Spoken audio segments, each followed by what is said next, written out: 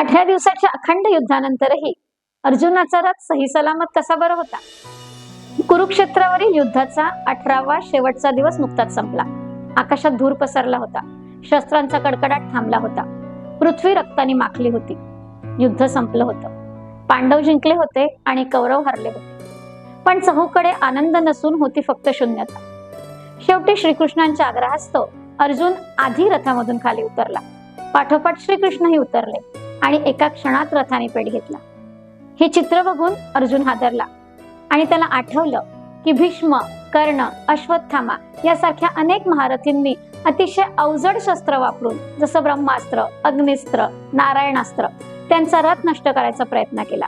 पण तरीही त्या रथाचं अस्तित्व कायम होतं, कारण त्या रथावर स्वयं श्रीकृष्ण उभे होते.